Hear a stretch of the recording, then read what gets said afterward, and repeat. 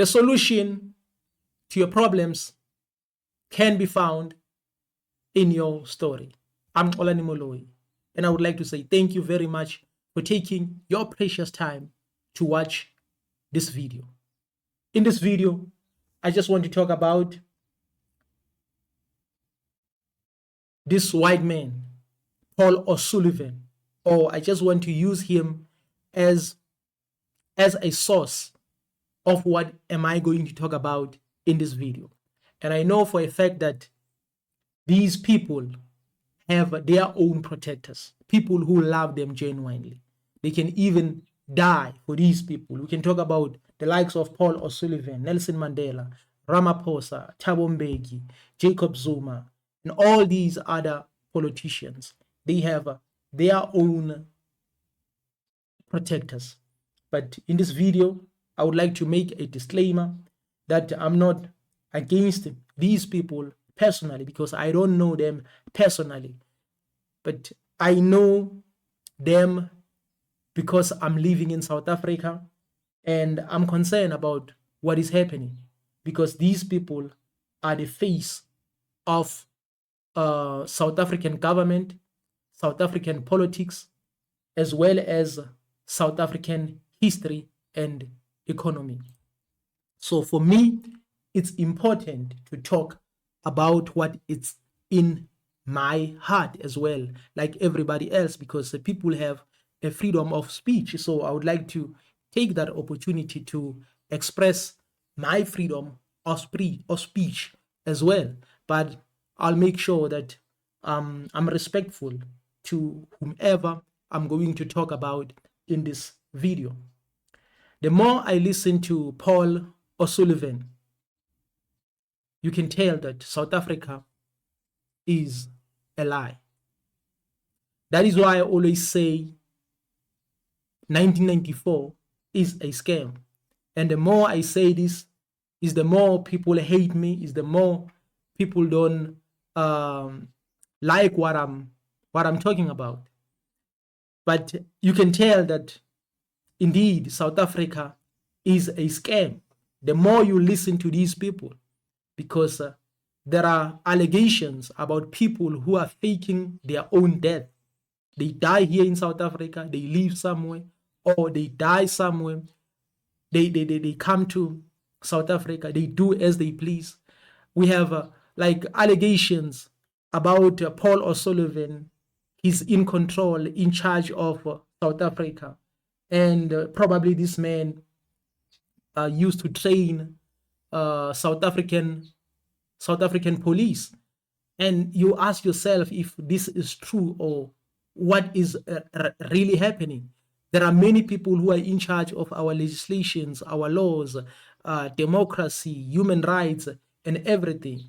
And you come to realize that these people don't even have good intentions about South Africa. Then you can tell that these people, they have their own plans.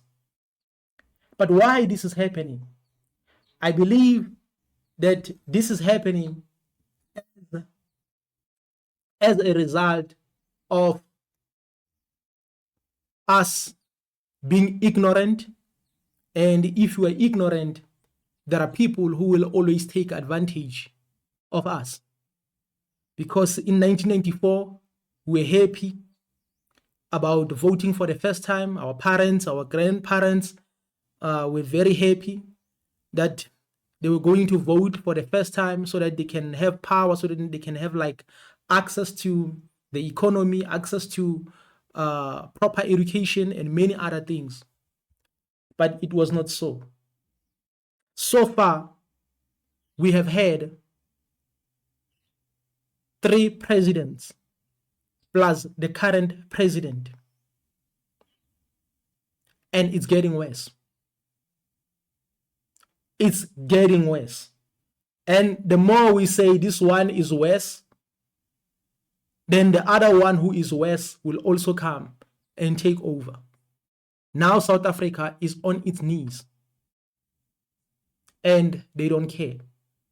You can tell that the likes of Paul O'Sullivan and others came here in South Africa on a mission. in order to steal, kill, and destroy. That's the purpose. And now you ask yourself, how did these people get access to South Africa under freedom or under democracy? Because at that time, African National Congress was now in charge. The likes of Nelson Mandela were now in charge. You ask yourself, how did these people even get access to become friends with our politicians, with our leaders back then? And that is why I'm like, in most of the things, we are very ignorant. And now I began to believe a rumor that is almost everywhere about Nelson Mandela. Because there's a rumor or allegation that the Mandela that we know, who became our first president, was not the real Mandela. The reason I may believe this is because of what is happening. People are faking death. They die here in South Africa. They go and live somewhere. Or they die somewhere.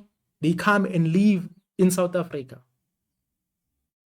And others, they just become in charge out of nowhere. You ask yourself, these people, they don't even have the qualifications that are required according to their standard. But these people are in charge. These people are in control. Paul O'Sullivan is training the police. Paul O'Sullivan is issuing certificates. Paul O'Sullivan is doing all these things. You ask yourself, how did these people even get access? How did these people get access? This shows us that 1994 was a fully prepared establishment, or was a fully prepared plan. So 1994, we didn't get 1994 like by the grace of the Most High or by the grace of God. 1994 didn't come like that. 1994 was planned because these white supremacists, they wanted to protect their own assets, their resources. In other words, their interest. They wanted to protect everything. So as a result, they had to come up with a plan.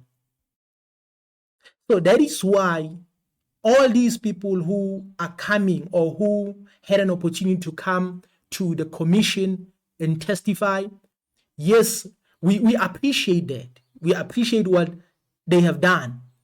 But I still believe that the real thieves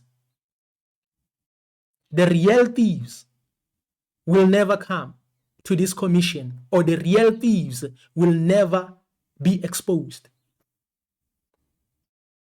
The reason I believe so is because everything was planned. So all these people who come forward, even like Paul O'Sullivan, some people might say, okay, this white man, Paul O'Sullivan, is a king of crime or something like that. But he's not. He's not the king. He's not the controller. He's not the beast. Some people might say Matala is one of the top guys. No, he's not. He's not. So these are one of the people who are defending the real thieves. Those who are creating a mess in South Africa, those who are doing all these things. Then you ask yourself, how did Paul O'Sullivan come to South Africa? He came to South Africa on a mission. He came to South Africa on a mission. And you have to ask yourself, who instructed him? Or who gave him permission to be in South Africa? Who gave him powers to form friendships with those leaders at that time?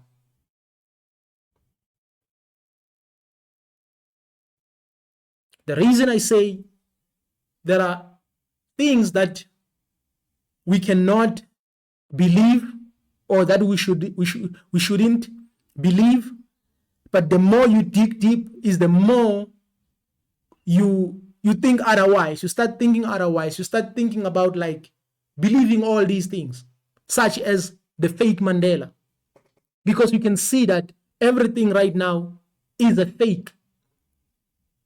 Everyone in government, most of the people who are in government are fake. Most of the ministers are fake. Everybody is fake right now. We can talk about the news is fake, because you can tell that Paul O'Sullivan, this white man, was also in charge, allegedly, was also in charge of like manipulating mainstream media, so that the mainstream media can talk bad about certain politicians, certain people, so that at the end of the day, they can be arrested.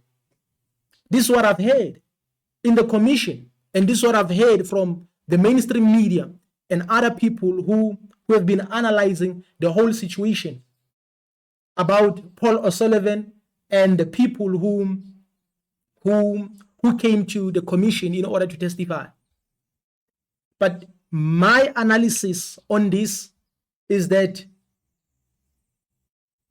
black people here in South Africa will never get justice until we stop being ignorant, because right now we are very ignorant. We believe everything they say. They come with their books, we believe their books.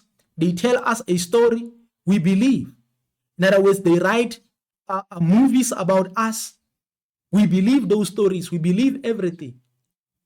They tell us about the history of our leaders, we believe everything. So that is why it's even difficult for us to, like for an example, even believe that Mandela was fake or something like that. It's even difficult. Why? You can tell that we are led by mafias, because most of these leaders, they know about this topic, that the community or South African people are concerned about whether Mandela was true or Mandela was false. But nobody is coming forward to talk about this, even in order like to provide to give us clarity to say, no, this Mandela was genuine, this Mandela was the real Mandela. No one is coming forward. So you can tell that 90 to 99% of these leaders were loyal to the system. I'm talking about black leaders, were loyal to the system. In other words, they knew very well that 1994 was not a genuine thing. But they went ahead to form allegiance or to form relationships with the system. But to us, they told us that it was freedom. It was freedom. But now you can tell that it was not freedom. It was something else. So now, our army doesn't have power. Our police, no power. They are led by people who are involved in crime, because according to Madlanga Commission, you can tell that many of our police leaders are involved in crime. Many of them, or some of them, are involved in crime. So in other words, if you have if you have corruption in police, and again you have a weak army, what do you expect? Are you expecting us to be a strong nation, heavily protected, or something like that? No, it's impossible. We are not. We are not. And I've been talking about this, that there's no way you can take a kingdom, then after taking that particular kingdom, you still, or you want to run that particular kingdom, with the principles of the former kingdom, the kingdom which you overthrew. It's impossible. Right now, as we speak, the economy is still in the hands of the white man. And our leaders are involved in corruption. They are the face now. They are the face of corruption. But the economy is in the hands of the white man. In other words, in the hands of the colonizer. The colonizer is still in charge. Yet he lied to us and said, you know what? Here is the freedom. That is why people like Malcolm X were like, you cannot receive freedom. No one will give you freedom. You have to take it. You have to take freedom. In other words, if someone gives you freedom, that person must be the best person on planet Earth. But if that particular person treats you bad, you can see the signs of evil in him, then that might be an indication that the freedom that you got is not the true freedom, is not the real freedom. This is what is happening. So that is why right now I'm questioning these leaders. That is why now I no longer want to protect any other politician. Anyone. I'm not willing to protect anyone because these people were there long time ago, before 1994. So they should come forward and tell us the truth. What happened to this process that led to 1994? Because we can tell that we are living a scam. Some people might say South Africa is the best country, or the colonizer made South Africa to become the best country. Is because many people are concerned about the first black person this, the first black person dead. We are number one. We are number two. They have the mindset of the colonizer. They are concerned. They are not concerned about what belongs to them, what defines them. So many of our people, they can even sacrifice what belongs to them in the name of just being number one, because you have been told that you are number one. You are good when it comes to this. Number one in Africa. First black person this, first black person that.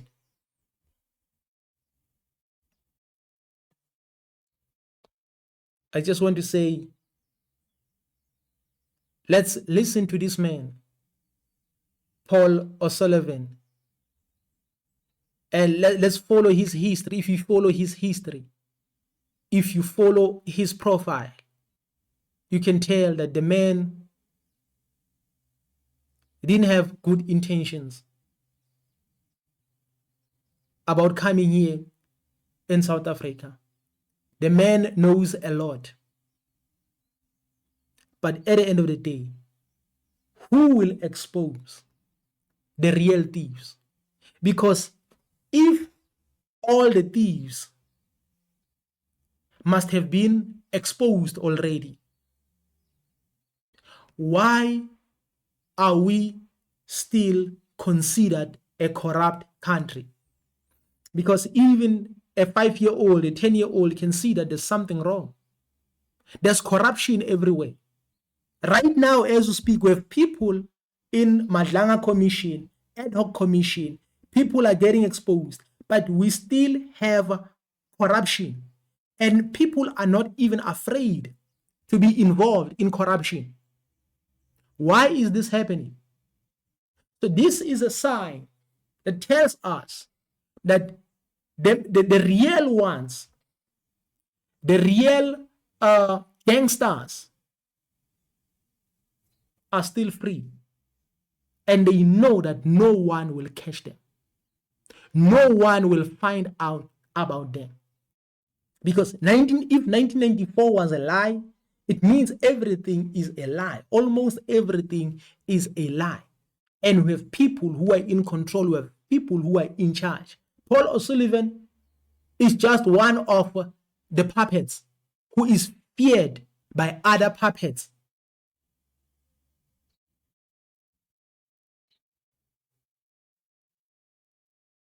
If you are a South African, you need to be concerned. You need to be concerned about what's happening, because people should be scared right now. People should be afraid to even make mistakes. They should be afraid to make even a single mistake, to be involved in corruption. But corruption continues. Some people have been arrested. Others have been called in these commissions. But the corruption continues. South Africa keeps on going down. And nobody cares. That's a sign that, in other words, I'm only waiting for a time when these people who always come in these commissions will talk about the real thieves and expose the real thieves. Because there's no way you can tell me that the president of the country is not involved in these things. You cannot tell me that the president of the country is not aware of what is happening. But anyway, let's wait and see.